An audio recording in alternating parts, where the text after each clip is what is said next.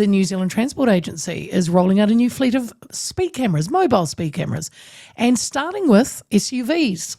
This is in Auckland from next week. These camera-equipped vehicles will park on the roadsides, of course, to look for speeding drivers. They're going to be joined by trailers that are also fitted with cameras later in the year. They will expand to reach across the country. This marks a shift in responsibility. NZTA will take over the operation of all cameras from the police starting July 1. And while the police will continue to issue notices, the transition aims to, they say, create a more cohesive and nationwide approach to speed enforcement. The mobile cameras are designed to be visible, but they won't be signposted, and they'll be operating on an anytime, anywhere basis. NZTA says deploying them in various locations without prior notice, the agency hopes to encourage drivers to consistently adhere to speed limits, ultimately, they say, making the roads safer. Joining me now from the AA is road safety spokesperson Dylan Thomsen. Hello, Dylan. Kia ora, Leah. How are you doing? Oh, well, it's good to talk to you again. I'm doing well. Thank you very much. First off, why SUVs? Why do you think these types of vehicles?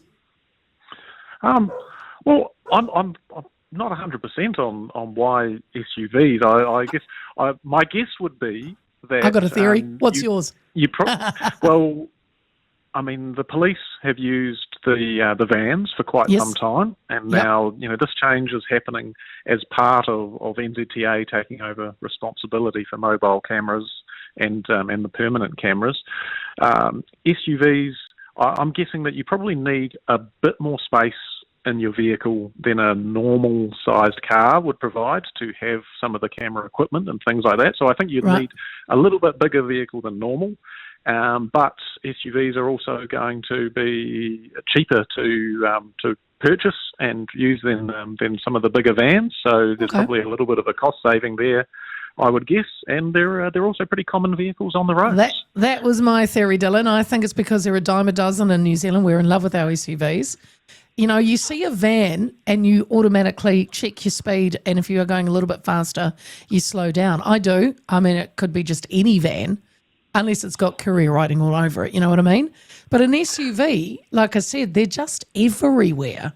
So people might think, it's just an SUV pulled over. So that's my theory. Well, anyway. I definitely think that you're right in terms of, for most people out there, if they see a parked van on the side of the road up ahead, they definitely say that is likely to be a speed camera.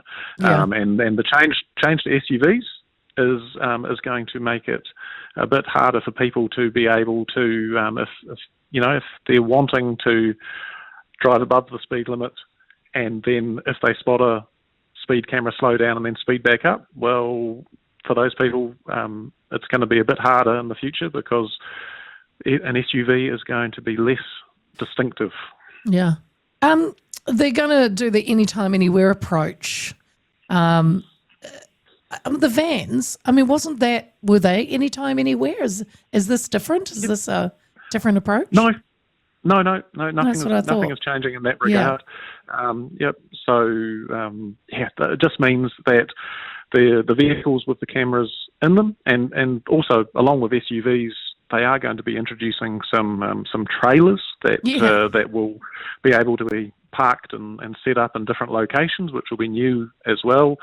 But they're just going to keep operating the same way in terms of it could be at any location, any day, any time of the day. I think something else that people should be aware of, or may want to be aware of about this, is the new cameras are also going to be able to actually detect speeds for vehicles travelling towards them and away from them, which is going to be a change from in the past. If you were heading towards one of those vans, that was where it could detect the speeds, but the new vehicles are going to be able to go in both directions and traffic on both sides of the road. So people are going to have to be more. They're going to have to be more careful about sticking within the speed limit. Well, the vans at the moment, Dylan, it was only approaching cars, wasn't it? There was no obviously behind once they've gone past, and definitely not on the other side of the road, correct? Well, I think they could do both sides of the road. Oh, yeah, if they catch you if it went the other way, yeah. But only out the rear of the vehicle, and so that's going to be the other change that's coming. Right. So both ways, both sides is what you're saying. Yep. My gosh. So these trailers, will they going to be, they won't be stationed with the SUV, they'll just be sitting by themselves as well? Yeah, I don't know too much about the trailers, I have to say. Again, because they'll be cheaper. It might be they are used in Australia. I know that, and they won't be stationed with a vehicle, or certainly not all the time. The way they're generally used is that they can be parked, set up, left in a location for a period of time, and then the vehicle can come back and collect them and take them to another location. So the idea really is that there are certain places, certain locations where having a vehicle parked on the side of the road may not work very well, may be difficult, may create some sort of safety risks or things like that.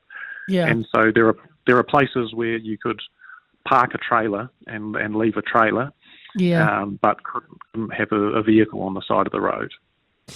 Dylan, for years we've always debated whether, these cameras in the vans and such, were they actually really, they only make us slow down when we see them. It doesn't really teach us anything. What do you think about that?